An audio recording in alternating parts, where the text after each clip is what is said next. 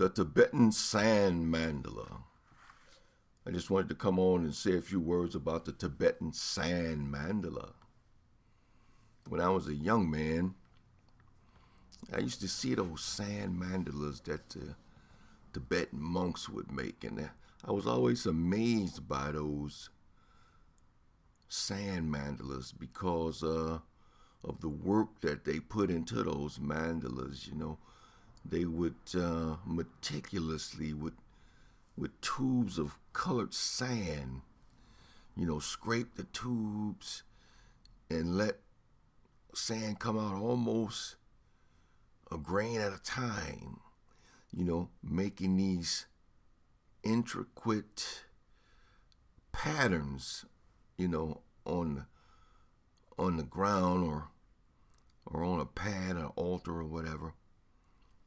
And they would, or a table, they would just be making those, and they would put hours and hours and hours into meticulously creating these sand mandalas, which were it was almost like sacred geometry, and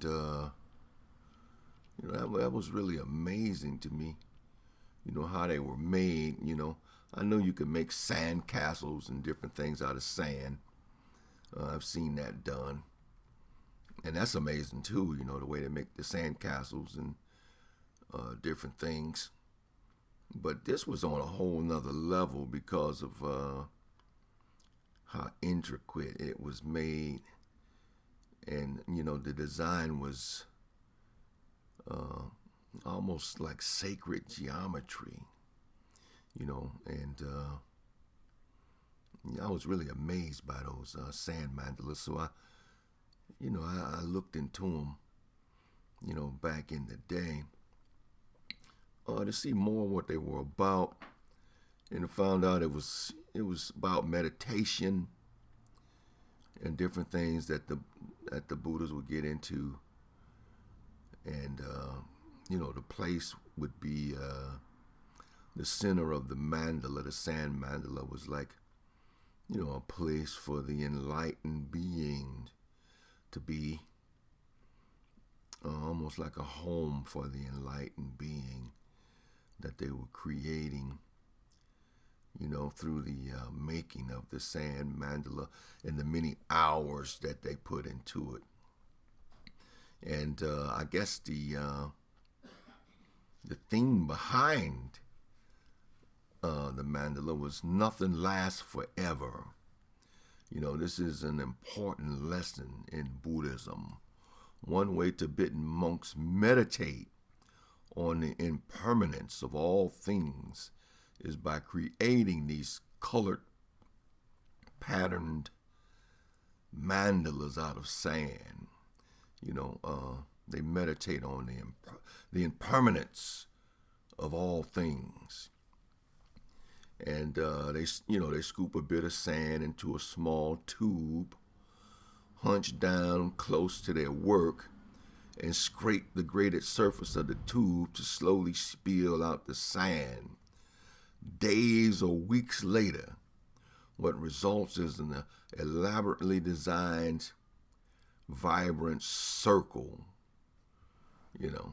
So days and weeks of just scraping that sand, just little by little, and then they finally make this big, beautiful sand mandala, with different colors, 5 different colors. And I watched a documentary on that one time, just to see how they made those sand mandalas. It was a good documentary. It showed them they would go into ritual and go into chanting, and the Tibetan monk chant them. You know what I'm saying? I can chant now. Come on. And yeah, they would do all of that and go through the ritual, and it would be hours and hours and days, and then the mandala would begin. And they would make the mandala and spend hours and hours and up to weeks on that mandala. Sand, little bit by bit, little piece of grains of sand by sand, none of it mixing, the different colors, just making a beautiful mandala. And then as I was watching the documentary, right after they finished making the mandala, after all that work and weeks of doing what they do and the ritual and the chanting and everything involved, one of the monks, after they finished, one of the monks walked up with a broom and swept through the mandala, swept through it with a broom after all of that and weeks of work and everything. And I was just blown away by that. Like, what? What did he do? And, it was like, what a waste that this guy did that, because I really didn't understand that the whole purpose of the mandala was to relay the impermanence of things, sort of like a life, You're born into the world, you grow up, you go through the pain of life, you go through toddlership, you go through adolescent stage, you go through work and career, you go through family, you go through love, you go through grief, you go through so much in a lifetime, in 100 years of life and love and living. And then after 100 years, you get a date next to the dash. And that's it. And all that went on is ended with that date. And that's sort of what they're saying, they're focused on the impermanence of things, But to me, they're missing the whole point,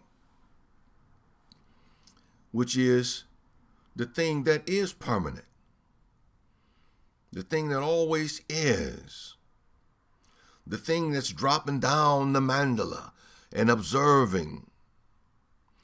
And as one body leaves or evacuates, another comes in and the thing is still there, making the next mandala and observing life. And that consciousness, that thing that is forever permanent, that is eternal and infinite, is overlooked and sometimes not realized. And that's a problem, because that thing is the intellect that created the entire mental mechanism that we call life out of its own mental energy. And that is what is in the matrix, having the life, having the experience in its own energy. So you can talk about the impermanence of the perception, but don't lose sight of the eternal one.